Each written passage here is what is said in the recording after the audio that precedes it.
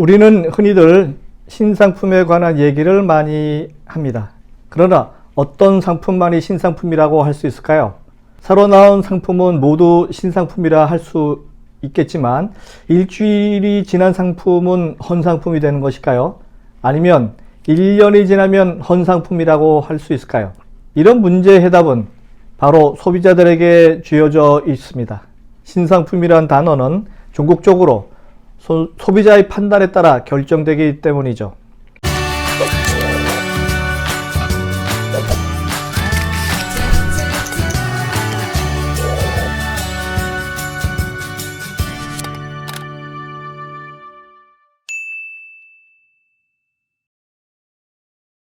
안녕하세요. 유통구단 김영호입니다.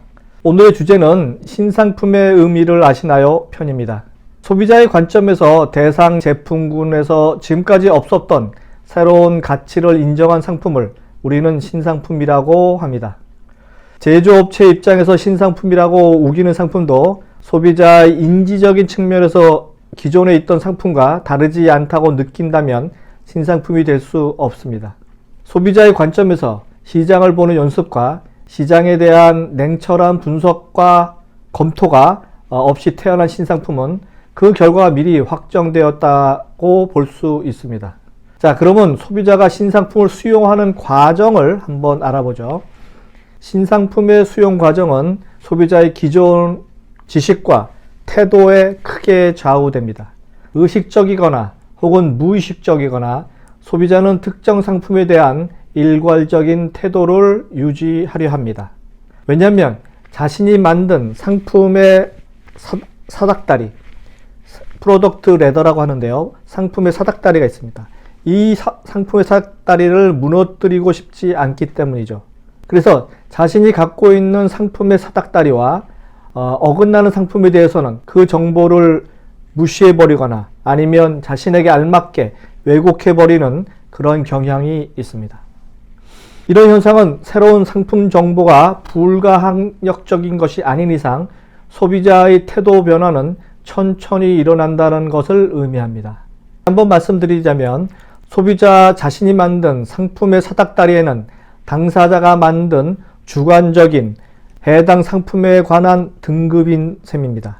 그래서 오직 한 가지 브랜드만을 고집하는 브랜드 로열티가 형성되기 어려운 이유는 상품의 동기적 소구점이 동일 시장 내 동종의 모든 브랜드가 거의 비슷하게 가지고 있는 반면에 소비자들이 지속적으로 가치를 가질 만한 중요한 차별적 소구점은 흔치 않기 때문입니다. 흔히 신상품의 95%는 대부분 실패한다는 얘기가 있습니다. 아마 신상품 가운데 성공하는 브랜드는 실로 한 1에서 한 3% 정도 아닐까 합니다. 그만큼 신상품이 소비자의 기억에 남아 구매로 이어지는 것이 어렵다는 것이죠. 특히나 중소기업체가 만든 신상품은 더더욱 그렇습니다. 상품력, 가격, 디자인 모든 요소를 갖추었다 하더라도요. 광고와 홍보력의 부족으로 혹은 미투 제품의 범람으로 하루아침에 몰락하는 상품을 수도 없이 많이 봐왔습니다. 중소업체 사장님에게는 대단히 불행한 일이지만 이러한 결과는 사전에 예고된 결과라는 것입니다. 팔리는 상품의 요소를 단 한 가지도 갖추지 못한 신제품이 어떻게 시장에서 생존 번영할 수 있을까요? 그러니 자연스럽게 방판 혹은 땡 물건으로 그리고 시장에서 퇴출되는 그런 행로를 밟게 되는 것이죠.